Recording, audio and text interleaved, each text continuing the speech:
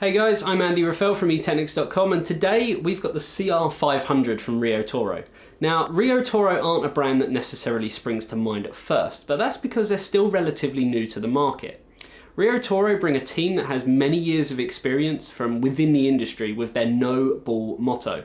Now, will the bullish CR500 prove to be a fine steak or just a humble burger? Let's check it out. The CR500 ticks all of the right boxes for a mid-tower chassis. It features red LED lighting, a large tempered glass side panel, 3 120mm pre-installed fans, a PSU shroud and more. Of course, many other chassis offer all of this too, but at just £55 in the UK or around $60 in the US, it's priced very competitively. Graphics card prices might be going up, but at least chassis prices are going down. This is a more affordable chassis, so expecting perfection will be somewhat unreasonable. When I built the system, I did notice a few minor flaws, but how they affect your build could be fairly subjective. The front panel features some cool LED lighting on the Riotoro Bull logo. When you remove the front panel, there's a small LED light that does come a bit loose due to some dodgy glue, and it can be a bit tricky to reinstall the panel. It's not a major issue, but something to be careful with when removing it, but this could just be our sample, of course. I would have just liked to have seen a SATA connector for the lighting rather than Molex. I mean, it's not 1995 Riotoro. There's plenty of space on the interior of the chassis, and as you can see, the final build looks great. However, the placement of the cable routing holes could be greatly improved, as the motherboard tends to overlap them. Now, with no cable routing holes provided for the front panel USB and audio cables, I had to run them from behind the motherboard and essentially trap them, which is far from ideal. One thing they did get right was the motherboard 8-pin cutout, which many mid-towers seem to hide behind the motherboard. It was easy to access and to poke the cable through. The expansion slots offer enough room for a multi-card system, although with non-reusable covers you could be left with holes in the back of your system should you change your configuration at a later date. They have to be snapped off and it feels a bit cheap. Because it is cheap, I'd happily pay a few pennies more to improve it. Cooling support looks fairly good, with room for a 240mm rad in the front, although some 360mm models may fit in the front if you're lucky, as the fans mount on the other side of the front panel. We only used a slim 240mm AIO radiator, although depending on your GPU size, thicker radiators with push-pull fans should be possible. While custom loop may be possible, mounting some pumps and a reservoir may need some minor modification. Personally, I think sticking to an AIO cooler is the way forward for this chassis. Of course, you could leave it with the stock fans, which would provide more than enough airflow for a chassis of this size, especially if you're not water cooling.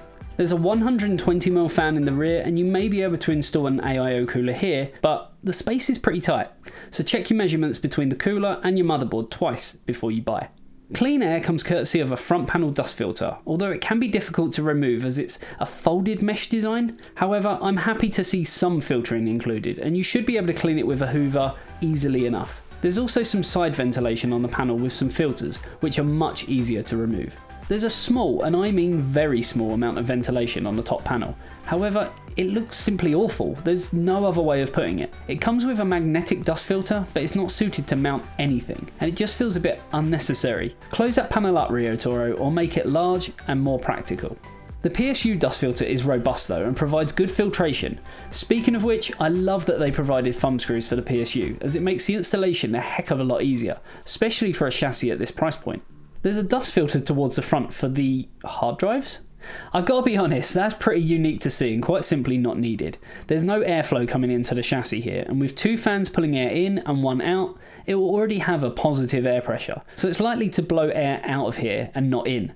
The money spent here could have been spent elsewhere on the chassis design, like that horrible top ventilation instead. Now, it's not all doom and gloom. As I said, these issues so far are pretty small and subjective. There's a few cool features that do help it a lot.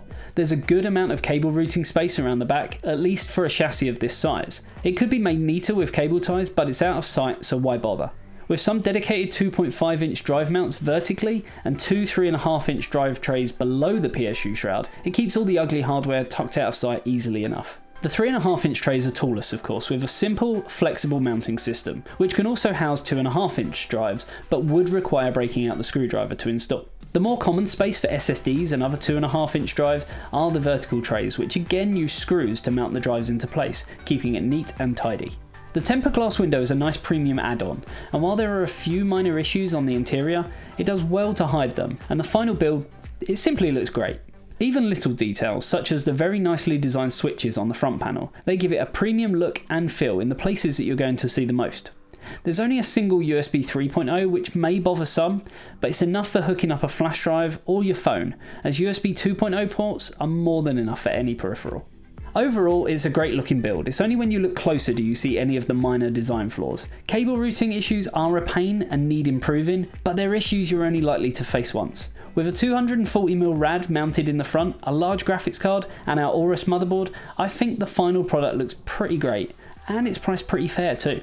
Riotoro, Toro as in bull, say that they have a no-bull approach. I'll give them credit for that, as while the chassis does have some flaws, it's not like they've deceived anyone. The good and bad is there for all to see. Few chassis in this price range, if any, are perfect, and for a mid-tower chassis, the final product should appeal to the mass gaming market. Until next time, I'm Andy Raffel from eTeknix.com. Remember to subscribe to get great video content like this directly to your inbox. Remember to give us a thumbs up, comment below, and I'll see you in the next video. See you later.